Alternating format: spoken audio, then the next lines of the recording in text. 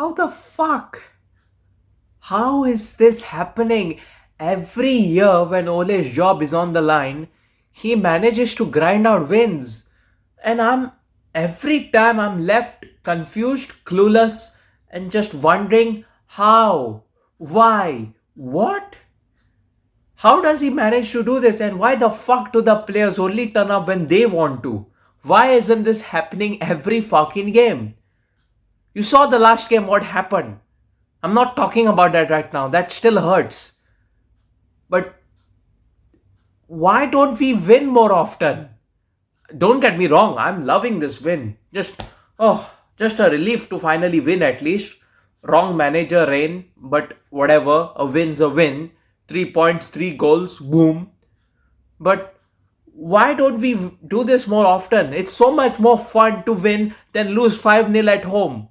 I will say this, but Ole is a very nice person. He played Conte's formation to ease the transition for him. Very nice person, very nice.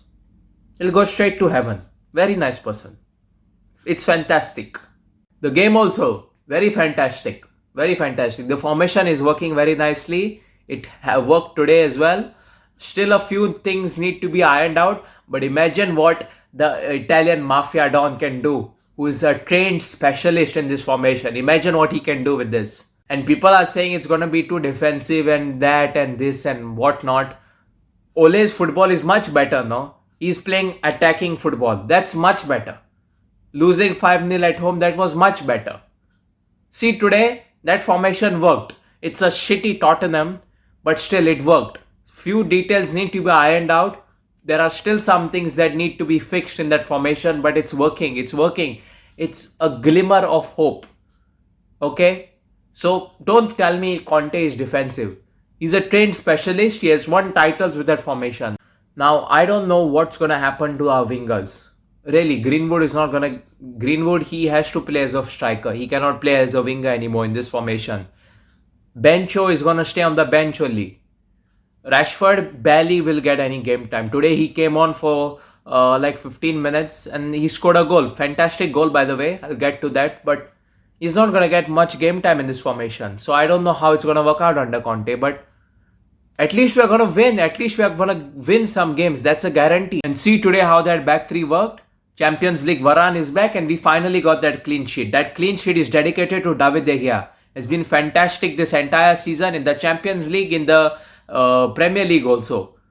Every time our defense let him down, but today he finally got that clean sheet. So I'm happy for that. Now if Ole was going to experiment with this formation, why the fuck is he not playing Donny? I don't understand. If I had to say one word for Ole Gunnar Solskjaer's demise at Manchester United, it's inevitable. But if I had to summarize it in one word, I will just say McFred. That's it. McFred is the downfall. Those two don't work. They don't work. Even today, they were not working. Fred was much better as compared to McTominay. McTominay is not playing the way he did after he got that injury. And Ole is just rushing him back. Why the fuck is Donny on the bench, man, still? Seriously, man. I just feel bad. Every time I see his face, he looks like he's about to cry. And honestly, it makes me cry. It's so frustrating and it's so fucking disgusting the way he's treating him.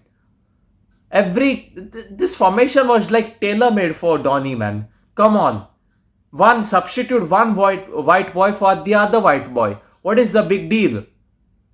Seriously, man. You're not even giving him some minutes also now. First, you at least used to give him 5 or 10. That also is gone now. He's just sitting on the bench. Come on, man. It's really sad at this point. More than anger, I'm just sad. Because that guy has been a regular for Holland and has been regular for Ajax.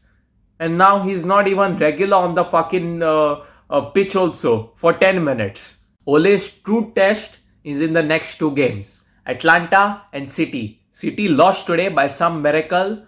But God, I hope they are brutal against us. God, I hope so. Because the sooner this guy goes, the sooner we get in Conte or the sooner we get in some other guy and some changes are made. Because as much as I love this victory, I know this is just temporary phase. one or two games we'll win, and then we'll be back to this horrible limbo of losing, then drawing, and then one will win get for the fans, and that's it. And the gift goes on. That's the story with Manchester United. At least today, the game we played really good. Really decent. We started off the game well. There were a couple of good chances also. We just didn't capitalize enough. The wing backs really need to improve on their crosses. With this setup, it's all on the wing backs. There are no wingers. Shaw and Wan-Bissaka will have to work overtime. They'll have to work in the defensive department. In the attacking also they'll have to do. Shaw's crosses are okay as far as the attack is concerned. Even defense he does. Wan-Bissaka was a beast in defense. Attacking wise, Tata was getting absolutely clobbered today. Absolutely clobbered. And that's Fred's job. That's not Aaron Wan-Bissaka's job.